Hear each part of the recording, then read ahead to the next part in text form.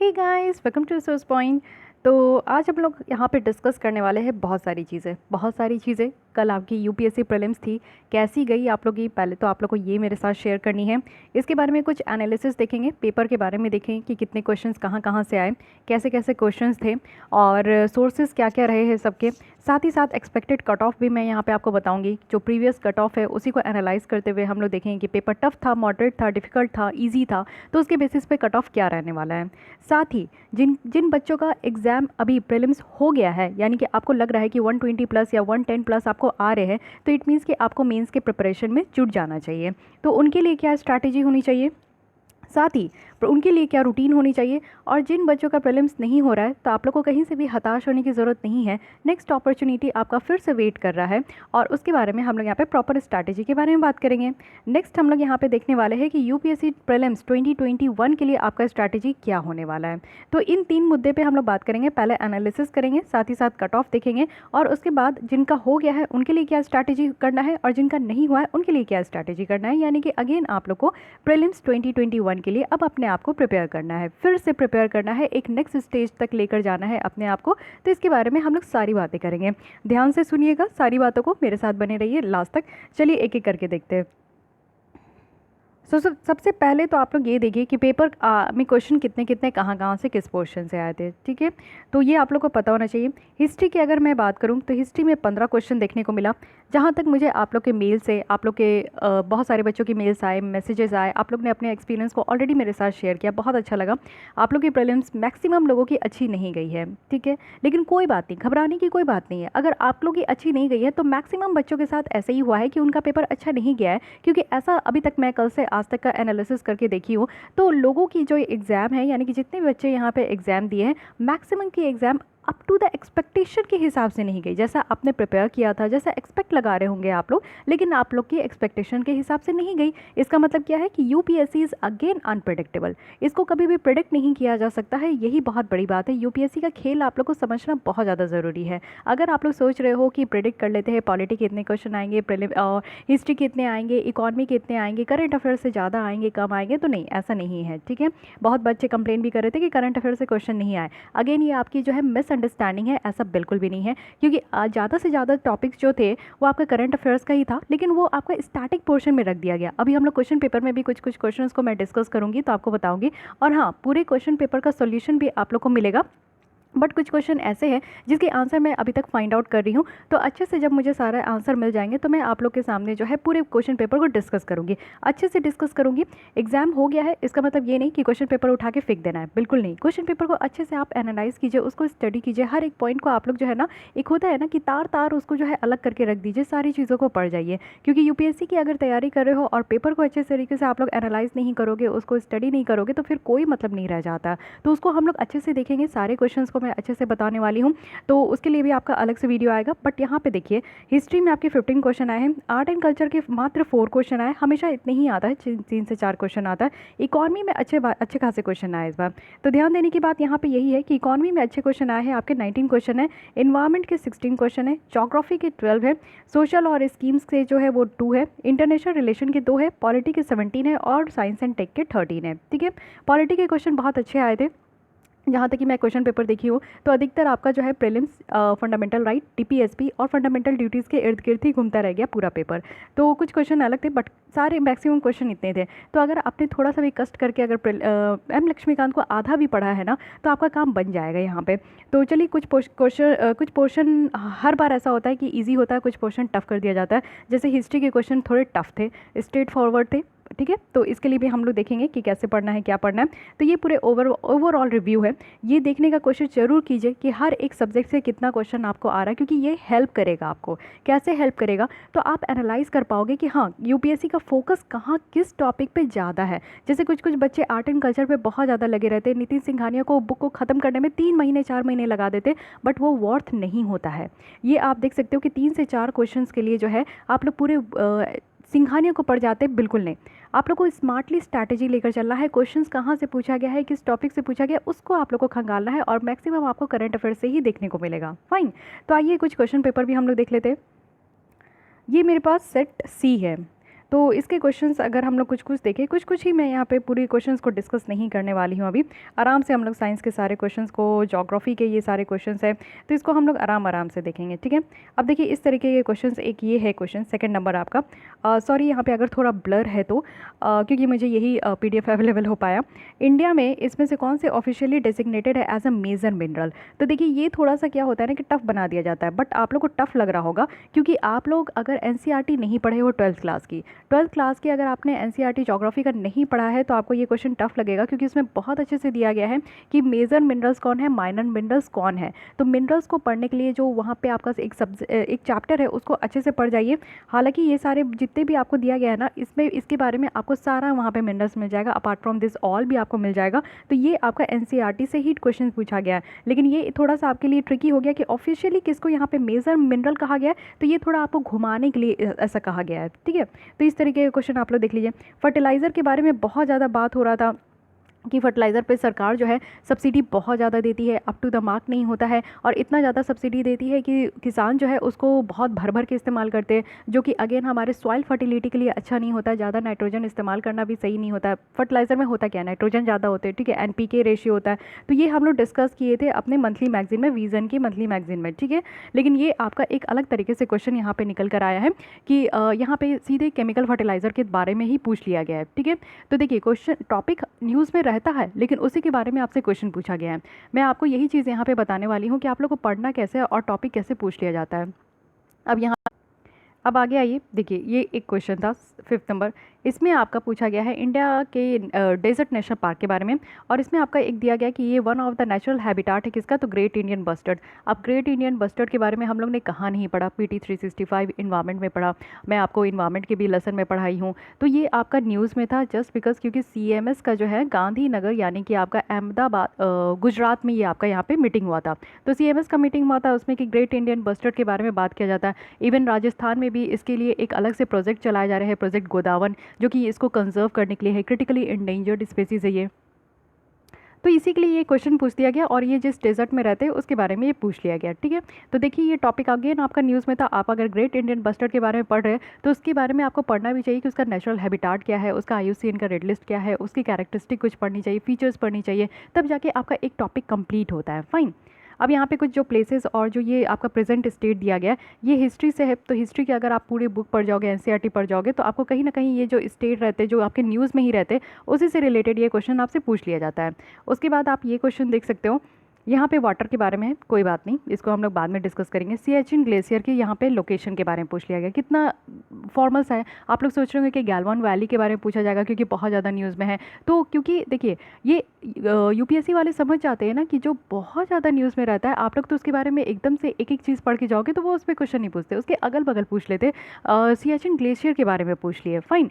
जैसे कि आप लोग कोरोना वायरस के बारे में पढ़ के गए तो कोरोना वायरस से कुछ नहीं पूछा गया, क्योंकि सब जानता है कि कोरोना वायरस के बारे में आप लोग इतने दिन से स्टडी कर रहे हैं, तो क्यों पूछेगा UPSC, है कि नहीं, वो ईजी हो जाएगा।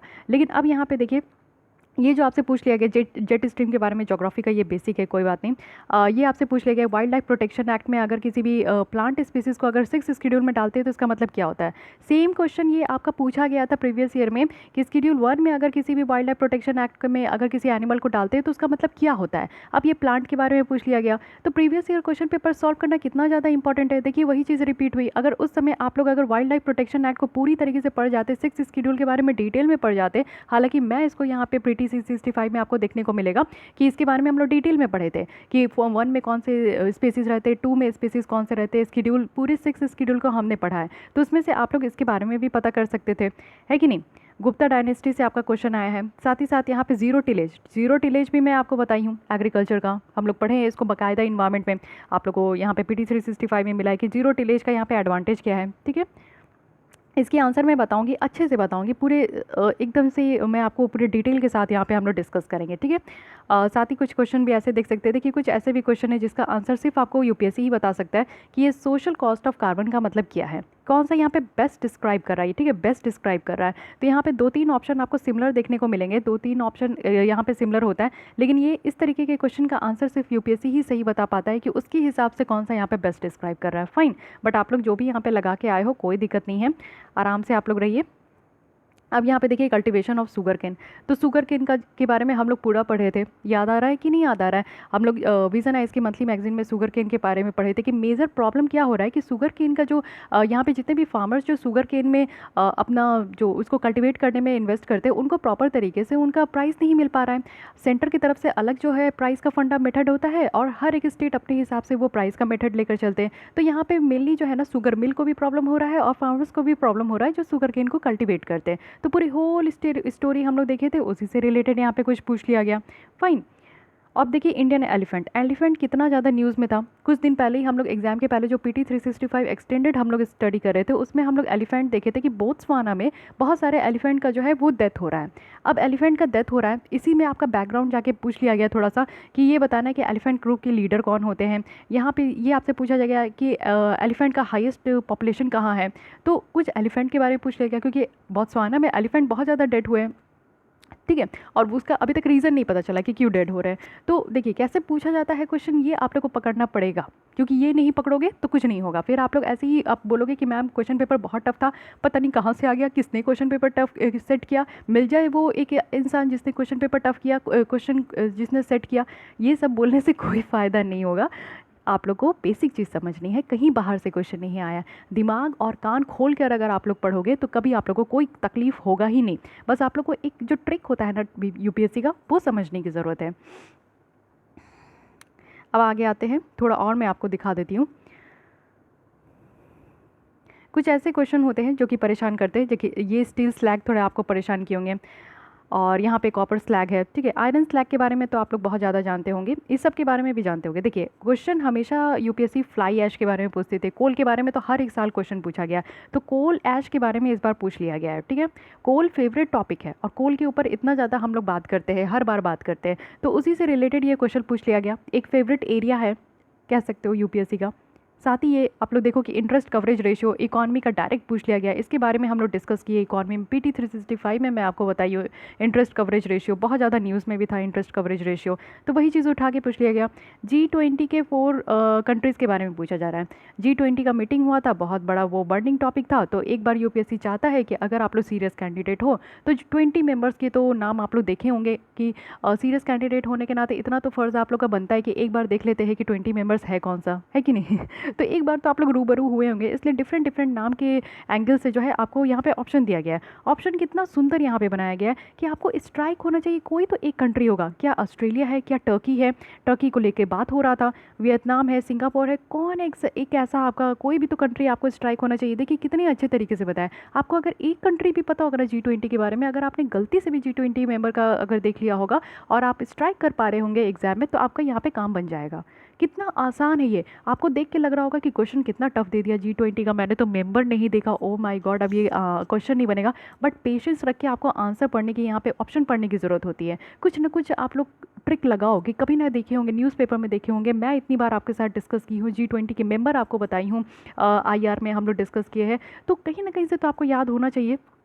तो ये मैं आपको बता रही हूँ सिंपली कि आपको एक एक पता होना चाहिए, कोई तो एक कंट्री याद होना चाहिए ना, G20 का कोई तो एक कंट्री होना चाहिए। ये कैसा, ये तो आप तो फिर धोखा दे रहे हो खुद को, या फिर एग्ज़ाम प्रिपेयर कर रहे हो तो धोखा दे रहे हो, ये इस टाइप का होता है, ठीक है। कोई भी देखिए, कोई भी कंट्री का नाम जो है ये रिपीट नहीं किया गया, एकदम अलग से 20 मेंबर्स को अलग से तरीके से यहाँ पर सजाया गया है कि कोई तो आपको याद होना चाहिए। फाइन। अब यहाँ पे किसान क्रेडिट कार्ड, कितनी बार मैं आपको खुद पढ़ा चुकी हूँ किसान क्रेडिट कार्ड के बारे में, बस ये आपका क्वेश्चन पूछ दिया गया। अब ये WPI और CPI, इसके बारे में तो हम लोग ऑलरेडी डिस्कस किया और ये बेसिक है। अगर हम लोग, चलिए इसको PT 365 से अलग करके मैं बताऊं तो ये बेसिक है। इकॉनमी में आपने अगर CPI WPI नहीं पढ़ा तो क्या पढ़ा, सबसे बड़ी बात यही आती है, ठीक है। तो इसलिए ये है आपका मिनिमम सपोर्ट प्राइस के बारे में, तो एक दिन पहले तक भी हल्ला हो रहा था, अभी फार्म्स बिल जो निकल कर आया उसमें MSP को लेकर कितना हल्ला हो रहा था। तो आप लोग को ये समझना चाहिए कि MSP से रिलेटेड क्वेश्चंस तो आएंगे ही आएंगे, उसके लिए आपको खंगालना तो पड़ेगा ही, है कि नहीं। MSP के बारे में भी हम लोग स्टडी किए। तो देखिए कैसे क्वेश्चन पेपर कैसे क्वेश्चन यहाँ पे बनते हैं। साथ ही ये देखिए कमर्शियल पेपर और COD हो गया, कॉल मनी हो गया, जीरो कूपन बॉन्ड हो गया, तो ये सारे न्यूज़ में रहते हैं, ये सारे बेसिक है, इकॉनमी का बेसिक क्वेश्चन पूछा गया है। FDI, इधर आप लोग को पता चल रहा होगा जब हम लोग डिस्कस कर रहे थे बहुत ज़्यादा इकॉनमी में, तो FDI हम लोग ये देख रहे थे कि सरकार अब क्या कर रही है ना कि FDI जो है 100% ऑटोमेटिक रूट से बहुत सारे सेक्टर्स में अलाउ किया गया है। तो एफडीआई न्यूज़ में तो बहुत रहा है, बहुत सारे सेक्टर्स में देखने को मिला, इवन ई कॉमर्स में भी हम लोग देखे, इवन रेलवे में भी देख रहे हैं कि एफडीआई की बात है, प्राइवेटाइजेशन की बात है, बहुत सारे सेक्टर्स में देखने को मिल रहा है कि एफडीआई मिल रहा है। तो एफडीआई के बारे में तो पता होना चाहिए था, इसी से बेसिक पूछ लिया गया। साथ ही यहाँ पे देखिए, ये तो डायरेक्ट क्वेश्चन है, ये वेस्ट टेक्सास जो इंटरमीडिएट है, न्यूज़ में बहुत था क्रूड ऑयल के लिए, जब क्रूड ऑयल की प्राइस इतनी कम हुई थी, नेगेटिव में चल गया, फर्स्ट टाइम ऐसा था कि नेगेटिव में चल गया, तो क्वेश्चन तो इससे पूछा ही जाएगा, है कि नहीं। तो वही चीज़ मैं बताना चाह रही हूँ कि क्वेश्चन ऐसा नहीं हुआ कि कहीं से भी आ गया, क्वेश्चन सारे वो आए हैं जो आपने पढ़ा है, लेकिन बस यूपीएससी चाहता है कि आप थोड़ा एंगल घुमा के पढ़ो, फाइन, कुछ और सोचो, कुछ अलग तरीके से सोचो, बस ये यूपीएससी आपसे डिमांड करता है। अब बहुत हो गया यहाँ पे क्वेश्चन का डिस्कशन, जब हम लोग यहाँ पे पूरी तरीके से क्वेश्चन पेपर को डिस्कस करेंगे तो मैं आपको एक एक टॉपिक को अच्छे तरीके से डील करूँगी। अभी बात कर लेते हैं अब कुछ आप लोग के करियर के बारे में, कि जिनका एग्ज़ाम यहाँ पे प्रीलिम्स क्लियर हो रहा है उनका क्या, और जिनका प्रीलिम्स क्लियर नहीं हो रहा है उनका क्या। अब अगर ले देखें तो कट ऑफ का हम लोग देख लेते हैं, क्योंकि सबसे बड़ी बात यही है कि कट ऑफ कितनी जाएगी, उसी के बाद आप लोग जो है सेफ जोन में रह सकते हो। 2019 की अगर मैं बात करूं तो कट ऑफ का देखिए, जनरल कैटेगरी में 98 है, ओबीसी में 88 था, और एससी में 82 था, ठीक है, बाकी और भी कैटेगरी का है। तो मैं एक चीज़ आपको बताना चाहूँगी यहाँ पे, कि जो भी कैटेगरी से आप बिलोंग करते हो वो आपको गॉड गिफ्टेड है, फाइन, लेकिन आप जब किसी भी कंपटीशन का तैयारी करते हो ना, तो खुद को कैटेगरी वाइज नहीं तैयारी करनी है, आपको जनरल कैटेगरी की कट ऑफ से तैयारी करनी है। अगर आप जनरल कैटेगरी की कट ऑफ को माइंड में लेके चलते हो ना, तो अपने कट ऑफ को आप ऐसे भी क्लियर कर लोगे।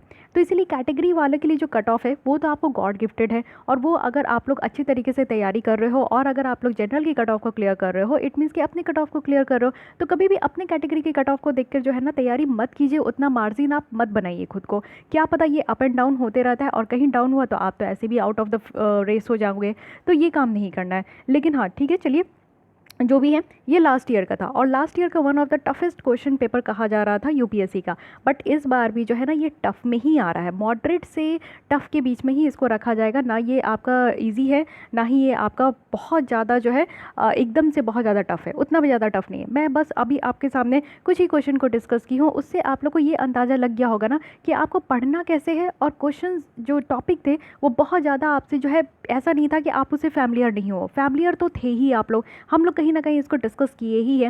न्यूज़पेपर अगर आप बढ़िया से पढ़ के चल रहे हो, न्यूज़ को अगर आप दिमाग में रख के चल रहे हो, उसको पूरा खंगाल के चल रहे हो, तो फिर आपको कहीं से भी कोई प्रॉब्लम नहीं होने वाला है। कुछ 2-3 बातें हैं जो आपको ध्यान में रखनी है। तो कट ऑफ आज इस पेपर का भी मुझे लगता है कि इसी में आप प्लस माइनस कर सकते हो, इससे ज़्यादा और इससे कम नहीं हो सकता, थोड़ा प्लस माइनस कर सकते हो आप कट ऑफ, क्योंकि कट ऑफ फाइनली जो है हर एक इंस्टीट्यूट आपको बताएगा, हर एक यूट्यूब चैनल में आपको कट ऑफ देखने को मिलेंगे, एक्सपेक्टेड कट ऑफ, लेकिन रियल कट ऑफ जो है वो यूपीएससी ही देता है। तो आप लोग थोड़ा सा प्लस माइनस रख के चलिए, कि आप लोग यहाँ पे देख लीजिए कि जो भी कैटेगरी के हैं आप लोग, इस हिसाब से जो है ना आप लोग प्लस माइनस थोड़ा 5 या 10 रख लीजिए, यही बस आपका कट ऑफ होने वाला है। अगर जनरल कैटेगरी के अगर आप लोग 105 से इतना भी आ रहा है ना आपको, तो 105 के ऊपर आ रहा है यानी कि आप सेफ जोन में हो। अगर आप लोग ओबीसी की बात करूँ, अगर आप लोग को 100 आ रहा है, 95 से 100 के बीच में आ रहा है, इट मीन्स कि आप सेफ जोन में हो। अगर आप लोग एससी से हो, और इनको अगर यहाँ पे अगर आप लोग का 90 से 95 के बीच में भी आ रहा है, तो आप लोग सेफ जोन में हो। साथ ही आप लोग जो प्रीवियस ईयर का लास्ट ईयर का जो कट ऑफ है ना, उससे आप लोग प्लस माइनस 5 या 10 आप लोग कर सकते हो, बस इससे ज़्यादा और इससे कम डिफरेंस नहीं होगा, क्योंकि इस बार का भी question paper one of the toughest ही माना जा रहा है, लास्ट ईयर के ही जैसा, उससे कम आंका नहीं जा रहा है, और काफ़ी बच्चों का मेजोरिटी ऑफ द बच्चे जो है वो यहाँ पे यही कह रहे हैं, क्योंकि क्वेश्चन पेपर उतना बेटर नहीं था। साथ ही कुछ ट्रांसलेशन में भी प्रॉब्लम हुआ है, कुछ इंग्लिश टू हिंदी ट्रांसलेशन में भी कुछ क्वेश्चंस में देखने को मिला, तो हिंदी मीडियम वाले बच्चों के लिए साथ भी यहाँ पे प्रॉब्लम हुआ है। तो देखते हैं कि यूपीएससी उसको कैसे टैकल करता है, क्योंकि यूपीएससी अभी तो अपने आंसर शीट पब्लिश नहीं करेंगे, जब फाइनल 2020 का रिजल्ट आता है उसके बाद ही मार्क्स आपको पता चलेगा। तो बस आपको कट ऑफ क्लियर करना है। अगर आप लोग इसी मार्जिन के इर्द गिर्द आ रहे हो, तो आप लोग को तैयारी अपनी मेंस की स्टार्ट कर देनी चाहिए। मेंस की अगर आप लोग प्रिपरेशन करना स्टार्ट करो, तो सबसे पहले आप लोग प्रीवियस ईयर के पेपर को उठाओ, GS1, GS2, GS3, GS4, साथ ही एसए पेपर, और साथ ही अपने ऑप्शनल पेपर, ये पाँचों का जो है 6 का आप लोग को प्रीवियस ईयर की 5 साल की 10 साल की सॉल्व कर जानी है। पहले आप लोग उसको पैटर्न को समझो, क्योंकि प्रीवियस ईयर क्वेश्चन पेपर बहुत ज़्यादा इंपॉर्टेंट होते हैं। उसके अलावा आप लोग कहीं से भी कोई भी टेस्ट पेपर, एक टेस्ट सीरीज़ ले लो, उसको लगाओ, जिससे कि आप लोग को 3 घंटा बैठने का, लिखने का और समझने का, और एकदम से आप लोग जो क्लिक करता है किसी भी टॉपिक को देख कर, आपके पास जो डेटा क्लिक करता है उसको आप लोग जो है नोट डाउन कर सको, और आप लोग कम से कम टाइम में जो है अपने आंसर को फ्रेम कर सको। ये सारी प्रैक्टिस आपका तभी आएगा जब आप एक अच्छे खासे 3 घंटे के मीडियम में मोड में आप लोग खुद को रख के लिखने का कोशिश करोगे, एक और टेस्ट सीरीज़ अच्छे से दोगे तभी आप लोग कर पाओगे। फाइन, तो ये काम आप लोग को करनी है। साथ ही जो बच्चों का क्लियर नहीं हो रहा है उनको टेंशन लेने का ज़रूरत नहीं है, स्ट्रेस में आने की ज़रूरत नहीं है, क्योंकि आपको स्ट्रेस पे आने की ज़रूरत नहीं है। इसलिए मैं बोल रही हूँ क्योंकि टाइम नहीं है आप लोग के पास स्ट्रेस लेने का, क्योंकि 2021 की जो प्रीलिम्स है वो 27 जून को होने वाली है। तो आप लोग के पास ज़्यादा टाइम नहीं है, 8 महीने हैं, फिर 8 महीने ये चुटकी बजा के निकल जाएगा। तो अपॉर्चुनिटी आपके दरवाजे पे नॉक नॉक कर रहा है, आप लोग को वो अपॉर्चुनिटी अवेल करना है। मायूस मत होइए, जो भी आपसे गलती हुई है उसको एनालाइज कीजिए। हर बार ऐसे ही होता है, यूपीएससी में आपको अनप्रेडिक्टेबल पेपर देखने को मिलेंगे और हर बार आपको लगेगा कि नहीं हो पाएगा। तो नहीं हो पाने वाला जो ये आपका डायलॉग होता है ना, इसको आप लोग साइड में रखिए और अपनी प्रिपरेशन को स्टार्ट कीजिए, फिर से स्टार्ट कीजिए। क्वेश्चन पेपर को समझिए, जैसे मैं अभी बता रही हूँ, आप लोग इससे अंदाज़ा लगा लिए होंगे कि कैसे पढ़ना है। तो इसी तरीके से पढ़ना स्टार्ट कीजिए। अपनी प्रिपरेशन को फिर से हर एक महीने का जो करंट अफेयर्स है अच्छे तरीके से पढ़िए। मंथली मैगजीन जो यहाँ पे आपको विजन आइज का मिलता है, कल से अगस्त मंथ की आपकी मंथली मैगजीन जो है वो स्टार्ट हो जाएगी। उसी पैटर्न में हम लोग चलेंगे। साथ ही साथ जो इनसाइट आइज की हम लोग क्विज सॉल्व करते हैं उसको हम लोग हर महीने का स्टार्ट करेंगे। तो अभी से आप लोग को क्वेश्चन तो सॉल्व करना ही है, उस पैटर्न में आप लोग लगे रहिए। डेली आप लोग 10 क्वेश्चन को भी सॉल्व करते हो ना, तो आपका माइंड जो है ना उस चीज़ को पकड़ने में बहुत ज़्यादा आसान हो जाता है। माइंड को ट्रेन करना सीखिए, खुद को ट्रेन नहीं, माइंड को ट्रेन करना सीखिए, और ये चीज़ जो है डेली प्रैक्टिस से ही निकल कर आता है। फाइन, तो यहाँ पे आप लोग का लेसन चलते रहेगा। एंशिएंट हिस्ट्री की जो चल रही थी, एंशिएंट तो हमारा खत्म हो गया था। मिडेवल हिस्ट्री की जो तमिलनाडु की चल रही थी उसकी कुछ लेसन बाकी है, वो लेसन आप लोग को मिल जाएगा। मॉडर्न हिस्ट्री की आप लोग को मिलेगी लेसन। साथ ही साथ हम लोग यहाँ पे कुछ न्यू इनिशिएटिव लेंगे, कुछ हम लोग यहाँ पे ज्योग्राफी पढ़ेंगे, और ज्योग्राफी मैं पूरी तरीके से मैप के थ्रू आपको पढ़ाने वाली हूँ। हर एक टॉपिक को मैं फिगर मैप के थ्रू आप लोगों को समझाऊंगी, और बहुत ही अच्छे तरीके से यहाँ पे आपका ज्योग्राफी का क्लास होगा, क्योंकि ज्योग्राफी से रिलेटेड मैं यहाँ पे कोई भी क्लास नहीं ली हूँ। करंट अफेयर्स तो कंप्लीट कराती हूँ मैं ज्योग्राफी की, लेकिन स्टैटिक भी कंप्लीट कराऊंगे। तो जो जो बचे हुए हैं लेसन, पॉलिटी के भी लेसन बचे हुए, वो सारी चीज़ आप लोग को अब सिस्टमेटिक वे में मिलने लगेगी। ठीक है, तो उसकी टेंशन नहीं लेना है, यहाँ पे रह के आप लोग पढ़ सकते हो। कोई नए बच्चे अगर मेरी लेसन देख रहे हैं तो आप लोग भी जुड़ जाइए, सब्सक्राइब कर लीजिए, हमारे फैमिली का पार्ट बन जाइए। डेली बेसिस में आपको लेसन देखने को मिलेगा, एक भी दिन मिस नहीं होगा। अभी आप लोग का प्रीलिम्स का एग्जाम था, तो वो इसलिए मैं 2 दिन पहले से आप लोग को नहीं दे पा रही थी। उसके बाद मैं खुद ट्रैवल में बिजी थी, तो उसके बाद आपका लेसन नहीं आ पा रहा था। बट कल से मैं आप लोग का लेसन रेगुलर आएगा। और आप लोग भी जो है, जो भी यहाँ पे जिनका प्रीलिम्स नहीं हो रहा है, उनके लिए मैं 2 बात कहूँगी। एक तो है कि आप लोग को उसी तरीके से पढ़ते जाना है, देखिए कहाँ लैक हो रहे, खुद को एनालाइज कीजिए, कौन सा वीक सब्जेक्ट है आपका, कौन सा स्ट्रॉन्ग रहा है, कहाँ पे आप मार्क्स ज़्यादा गेन कर पा रहे हैं, किस सब्जेक्ट में आप मार्क्स कम गेन कर पा रहे हैं। उस सब्जेक्ट को पकड़िए, उस सब्जेक्ट के साथ आप लोग प्रिपरेशन स्टार्ट कीजिए, अपनी स्टडी कीजिए, बेसिक बुक्स जो है उसको स्टडी कीजिए। साथ ही साथ आप लोग मेंस की भी तैयारी में लग जाइए। उसके बाद आप लोग आंसर प्रैक्टिस भी कीजिए, अपने मटेरियल्स को जो है जुगाड़िए, अपने जितने भी डेटाज है उसको कलेक्ट करना स्टार्ट कीजिए। तो बस इसी तरीके से आप लोग को पैटर्न में चलना है। हर एक वीकेंड में आप लोग एसे लिखिए, जिससे कि आपका एसी का भी प्रैक्टिस हो। अपनी ऑप्शनल सब्जेक्ट को खत्म करने का कोशिश कीजिए, ऑप्शनल सब्जेक्ट को कंप्लीट कीजिए, उसके सिलेबस को कंप्लीट कीजिए। That is very very very necessary, क्योंकि GS 1 2 3 4 में तो सब वैसे ही लिखते हैं, लेकिन आपका जो आपका मार्क्स का डिफरेंस होता है ना, वो आप लोग अपने ऑप्शनल में ही खेल के जाओगे। जितना अच्छा ऑप्शनल का आंसर दोगे उतना अच्छा आपका रैंक आएगा, उतना अच्छा आपका मार्क्स आएगा, तो रैंक भी वैसे ही आएगा। तो इसलिए ऑप्शनल को कंप्लीट कीजिए। बहुत सारे बच्चों के ऑप्शनल ही रह जाते हैं, नहीं कंप्लीट कर पाते आप लोग, तो ऑप्शनल पे वर्कआउट कीजिए। ये बेस्ट टाइम है कि आप लोग अपना दीजिए। पूरे दिसंबर तक आप लोग अपने ऑप्शनल को और साथ ही साथ अपना जो स्टैटिक पोर्शन है उसको पूरा कंप्लीट करके अलग कीजिए। फिर आपका जनवरी में रिवीजन होना चाहिए, फरवरी, मार्च, अप्रैल, मई। ठीक है, यहाँ पे क्या होता है कि जिनका अभी ऐसा लगता है कि प्रीलिम्स में आप लोग वीक हो, थोड़ा सा नहीं अगर टैकल कर पा रहे हो, तो क्वेश्चन पेपर लगाना स्टार्ट कीजिए। साथ ही साथ अपना जो बेसिक बुक्स है उसको क्लियर करते जाइए, मंथली मैगजीन पढ़ते जाइए, डेली न्यूज़पेपर पढ़ते जाइए। देखिए ये सारी चीज़ ऐसी है ना जिससे आपको कोताही नहीं करनी है, जिससे आप किसी भी तरीके का शॉर्टकट नहीं ले सकते हो। तो जो भी आपका अगर एग्जाम प्रीलिम्स का क्लियर हो रहा है, तो उनको तो मैं स्ट्रिक्टली कहूँगी कि आप मेंस एकदम मेंस में आप लोग आ जाइए। टाइम नहीं है, 8 जनवरी से आपका मेंस का एक पेपर है, तो आप लोग पूरे मेंस में ही आइए। आप लोग एकदम प्रैक्टिस कीजिए, 3-3 घंटे का प्रैक्टिस कीजिए, पहले प्रीवियस ईयर कीजिए, उसके बाद अपना ये कीजिए। कोई भी अगर आपका टॉपिक बच गया है, आपके जो ऑप्शनल है उसकी रिवीजन आपने अच्छे से नहीं की है, तो उसको रिवाइज कीजिए अच्छे से, और साथ ही साथ अपने एकदम मेंस मोड में आ जाइए।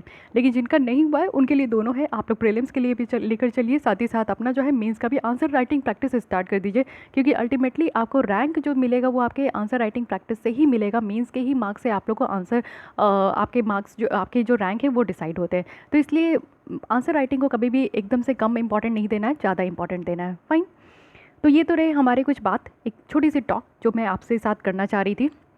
और साथ ही साथ मुझे ऐसा लगता है कि हम लोग की इतनी बातें जो है हम आप लोग के लिए सफिशिएंट होगी। मेरी इतनी बातें, काफ़ी क्वेरीज थी कि किस मैम क्या करूं, आगे नहीं करूं, या फिर अच्छा नहीं गया, कुछ अच्छा नहीं लग रहा है। तो इस तरीके की बातों को आप लोग साइड रखिए। अपॉर्चुनिटी आप लोग के पास हमेशा आते रहेगा।